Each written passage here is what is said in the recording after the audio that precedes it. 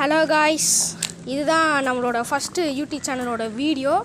So இந்த வீடியோவில் பார்த்தீங்கன்னா நம்ம கிரிக்கெட் டிப்ஸு பார்த்தீங்கன்னா கற்றுக்க போகிறோம். லைக் எந்தெந்த பாலுக்கு எந்தெந்த மாதிரி ஷாட் ஆடுறது, ப்ளஸ் ஏதாவது ஒரு பேசிஸை தான் இன்றைக்கி நான் உங்கள் வீடியோ சொல்ல போகிறேன். என்னடா சின்ன பையன் எப்படி சொல்கிறானே அப்படின்னு நினைக்காதீங்க. ஆக்சுவலி நானும் ஒரு பிளேயராக தான் ட்ரை பண்ணியிருக்கேன். எனக்கு ஏதாவது சான்ஸ் கிடச்சா நானும் நல்லா பெர்ஃபார்ம் பண்ணுவேன்.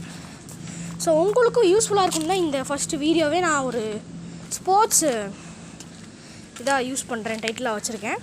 சரி, இப்போ வீடியோக்குள்ளே வாங்க போகலாம்.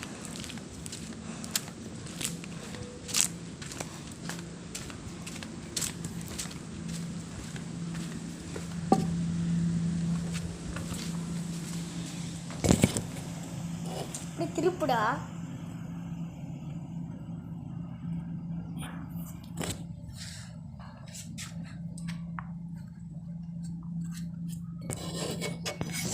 இப்படி பாலை போட்டு தெரியுதா ஃப்ரெண்ட்ஸ்? தெரியுதான்னு தெரியல. வியூ பார்ப்போம்.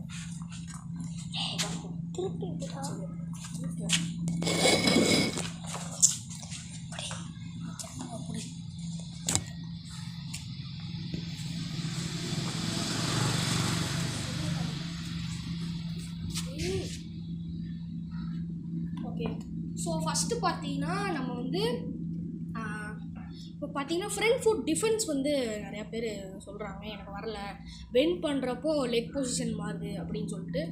இதுக்கு சொல்யூஷன் பார்த்தீங்கன்னா ஸோ இப்போ பாருங்கள். ஸோ இப்படி பேட் வச்சுக்கிட்டிங்கன்னா ஃபஸ்ட்டு பொசிஷன் உங்களுக்கு சொல்கிறேன், எப்படி பேட் பொசிஷன்.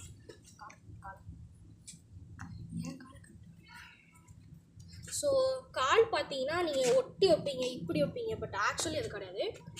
நீங்களே ஒரு சென்டிமீட்டர் அளவாக உங்களுக்கு ஒரு கம்ஃபர்டபுள் பொசிஷன். இப்போ பார்த்தீங்கன்னா